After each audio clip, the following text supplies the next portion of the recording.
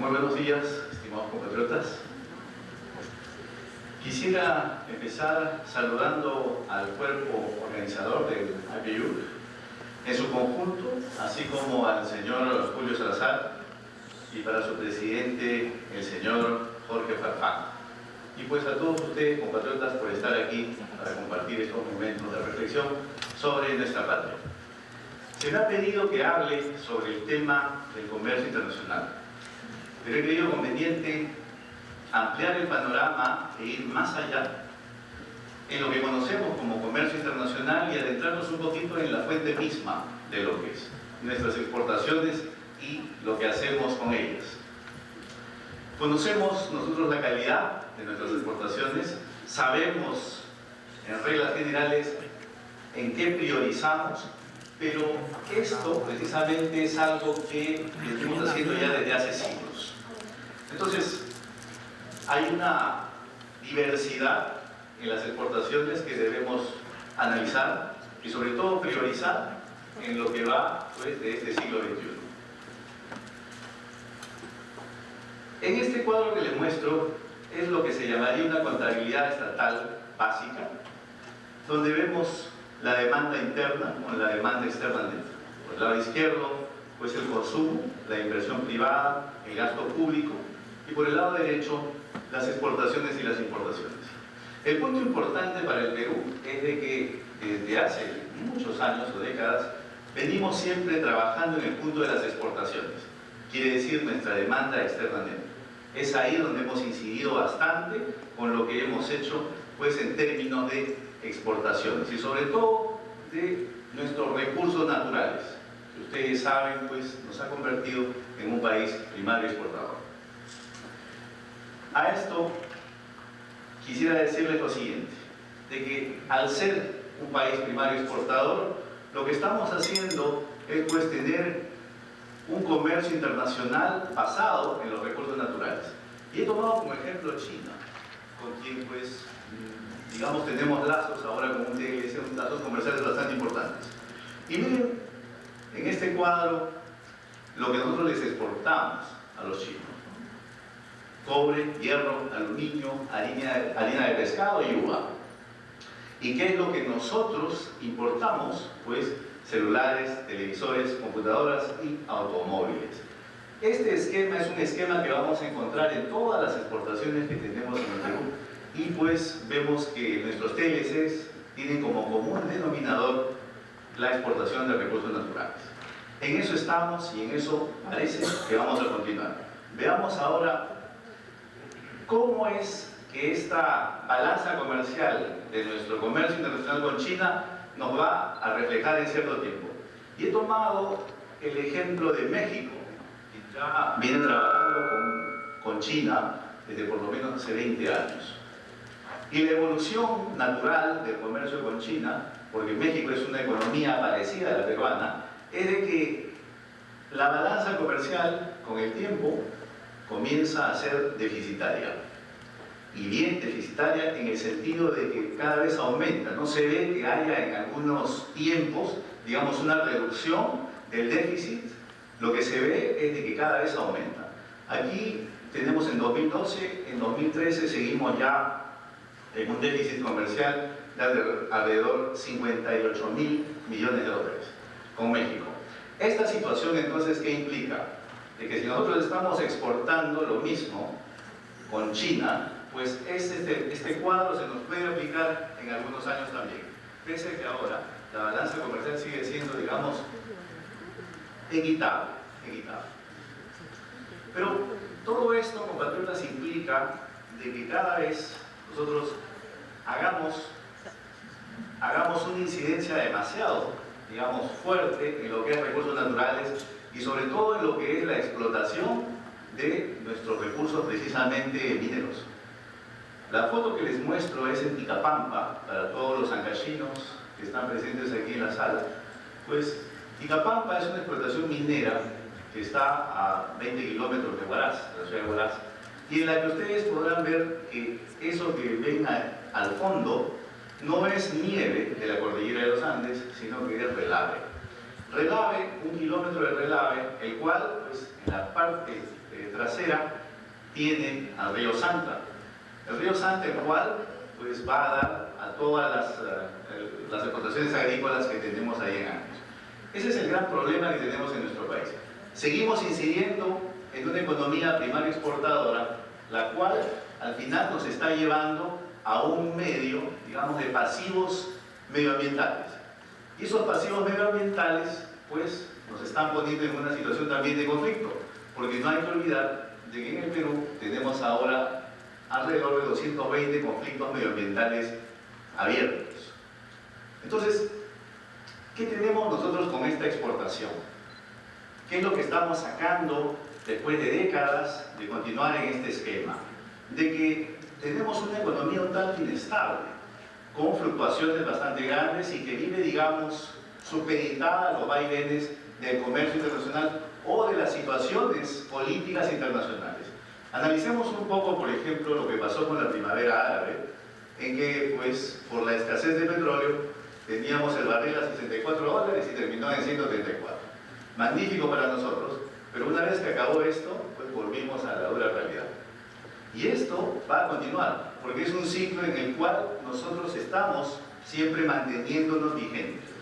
Y verán, en estas exportaciones en este año, pues han caído, nuestras exportaciones han caído, como es lógico, en un esquema de este tipo han caído, y pues, por ejemplo, en un 21% en el mes de marzo con respecto a lo que se tenía en el año 2013. Esto ha sido una caída bastante interesante, la cual pues a nadie le sorprende, sobre todo cuando uno analiza la evolución de la economía peruana. Ahora, ¿qué estamos entonces nosotros haciendo en este siglo XXI? ¿Hacia dónde debemos dirigir nuestra mirada? ¿Cómo debemos analizar el desarrollo económico de nuestro país? ¿Desde qué ángulo? Y quiero citar aquí a Francis Bacon y su frase famosa: ciencia potencia est. El conocimiento es poder. Es una frase de fines del siglo XVI, en el que comenzaba ya, digamos, la historia a, pues, ver toda esa reflexión intelectual, la cual por un lado llevó a algunos países a tener desarrollo, mientras que otros se quedaron todavía en, digamos, la retórica y las humanidades. Miren ustedes lo que nos pasó, y esta es una explicación histórica de por qué en nuestro país no le hemos dado mucho énfasis a la ciencia y la tecnología, compatriotas. Esa es una explicación histórica porque, si ven, San Marcos, por ejemplo, cuando fue fundada en el siglo XVI, a mediados del siglo XVI, tenía como misión adoctrinar a los vecinos de estas tierras en la fe cristiana y en sometimiento al rey. Mientras que en otras universidades se hablaba, por ejemplo, en latín de semper apertus, como la Universidad de Heidelberg, libro abierto, siempre abierto, ¿no? La curiosidad intelectual, algo que nos permite, sobre todo, ir más allá de lo conocido y buscar nuevas soluciones a los problemas. La UNI, que fue creada en 1876, también fue en esa influencia, pero verán, ciencia y labor fue más una copia de lo que vimos en, por ejemplo, en la Universidad de Leiden en Holanda. Es eso lo que hemos tenido nosotros. ¿A dónde llevamos entonces a finales del siglo pasado? Desde que el Perú ha mantenido, digamos, esa etiqueta de país científico, incidiendo en su gasto público, endeudándose cada vez, refinanciando su deuda. Y verán ustedes que en el 70 al 80 la deuda externa subió en casi 10 veces. ¿Por qué? Porque estábamos incidiendo en este gasto público, en el cual en el fondo nos ayudaba únicamente a subsistir, pero que no creábamos ciencia, no teníamos tecnología, no avanzábamos en esa reflexión intelectual que nos permitiría crear algo. Teníamos y seguimos teniendo el pensamiento mágico, aquel pensamiento que pues no nos ayuda mucho cuando se trata de las exportaciones de nuestro país. Miren acá este cuadro, que es un cuadro que representa la situación en la que está nuestro país en términos de ciencia y tecnología. Mire, por ejemplo, cómo otros países, con respecto a su población, tienen un número importante de científicos e investigadores. México, 114 millones de habitantes, con un porcentaje de científicos e investigadores de 0.04. Países Bajos, que tiene 16 millones, 0.32. Corea del Sur, que es un país desarrollado, 0.29. Alemania, con 49 millones, tiene 0.53% de investigadores y científicos. España, que está pasando duros problemas ahora, pero no es debido a eso, tiene pues un 0.4% de científicos e investigadores con respecto a la totalidad de su población. Ahora veamos con respecto a estas cifras que tenemos en el Perú. 0.046%, compatriotas. De 30 millones de peruanos que somos en el Perú y el exterior, tenemos un 0.046%, lo cual nos pone a la cola casi en el nivel de México. Esto es grave, esto es grave, y esto incide totalmente y directamente en la calidad de nuestras exportaciones. Incide, ¿por qué? Porque nos resume a una exportación únicamente de materia prima. No nos hace un país exportador de productos con valor agregado. Y ahí tienen ustedes la respuesta. Tenemos hasta ahora 13.800 científicos e investigadores. Y digo ahí, esta cifra es aproximada, porque CONCITEC, cuando da sus cifras y uno le pregunta dónde la sacó, la verdad que no dan la menor explicación. Pero esto es lo que tenemos. Yo diría que hay menos incluso de investigadores y científicos en el país. Conversando con algunos científicos, ellos pues dan una cifra mucho menor de lo que ustedes pueden ver ahí. Lo cual implica de que estamos en una situación de pérdida constante de pues, capital humano. Como bien lo remarcábamos el día de ayer y lo apuntaba el embajador Manuel Rodríguez Cuadros, no solamente es una cuestión económica la que empuja a nuestros compatriotas a salir, es también una cuestión de voluntad política, es una cuestión también de visión, de saber a dónde vamos, qué vamos a hacer, qué tipo de economía queremos. ¿Queremos una economía desarrollista o queremos una economía del conocimiento? ¿Cómo nos posicionamos frente a la evolución de la historia? Y es esa pregunta la que nos debemos hacer en este siglo XXI, compatriotas, porque somos una generación de este siglo. Estamos en este siglo y debemos ya ver qué visión tenemos para lo que viene, para aquellos que van a habitar las tierras de nuestro querido Perú.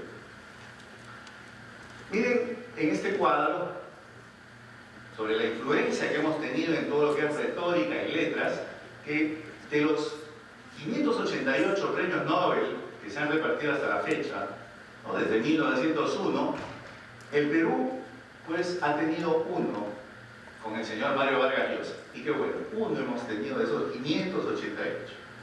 Lo cual implica de que si sacamos el porcentaje, es un 0.17%.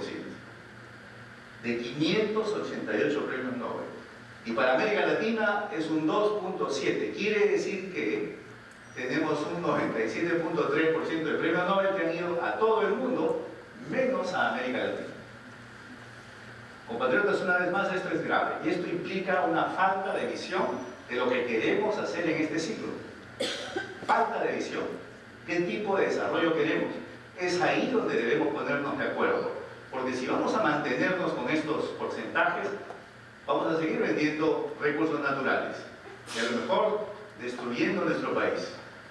Y esa no es la idea, ¿no es verdad? Hay muchos países que han logrado salir adelante sin necesidad de malograr su medio ambiente. Suiza, por ejemplo. Vayan a Suiza, seguro muchos de ustedes han estado allá, han visto ya un relave por ahí, y no lo hay. Hace poco quisieron hacer una exploración minera en un lago cerca a Italia, con la frontera con Italia, y la gente se opuso. ¿Y se opusieron gracias a qué? A la consulta previa. Increíble, que allá se aplique, mientras que nosotros no lo aplicamos. Se protege entonces el medio ambiente, se protege la calidad de vida. Crecimiento, compatriotas, no es desarrollo. Y eso es importante recalcarlo.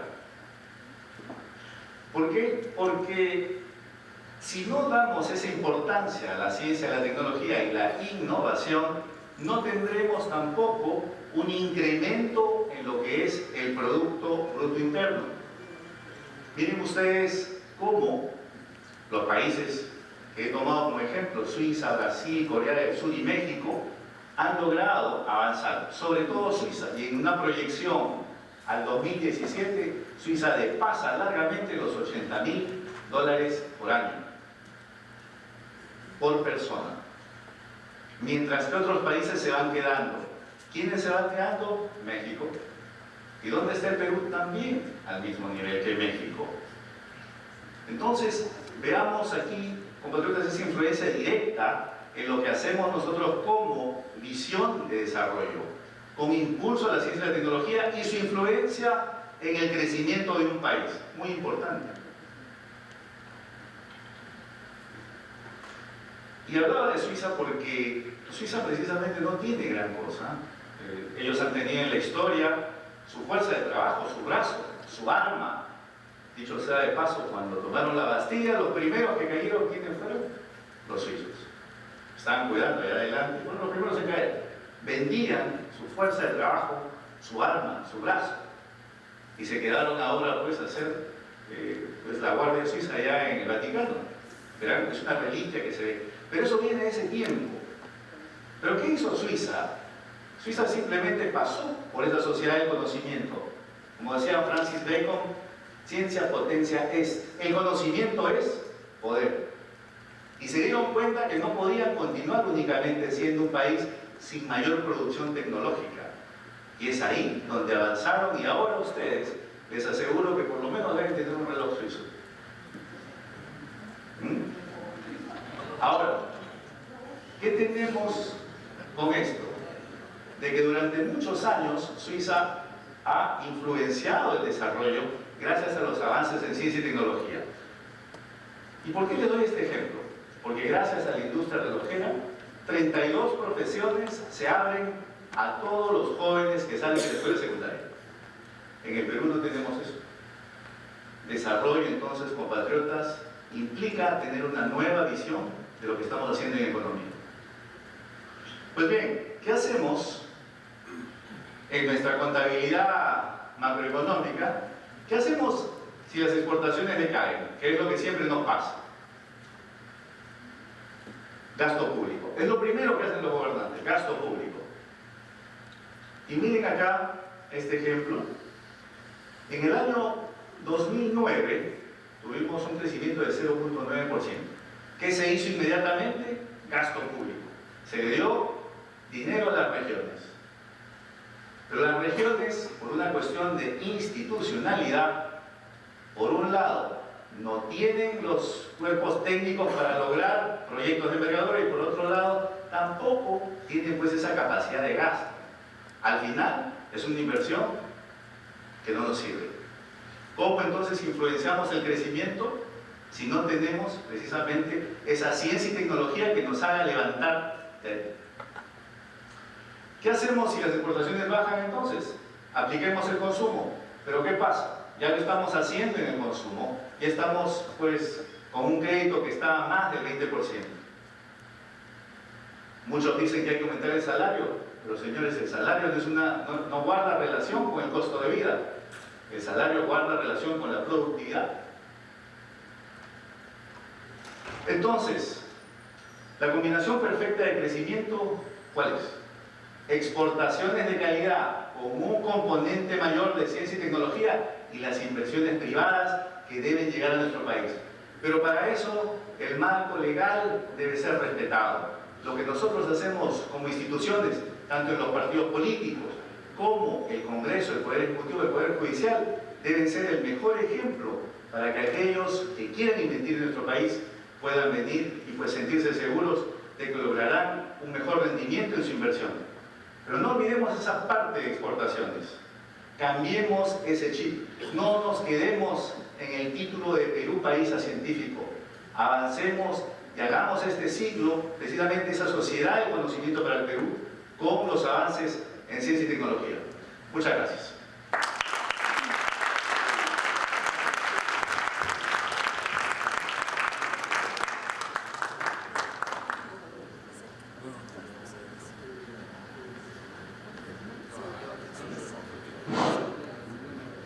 ¿Alguna pregunta?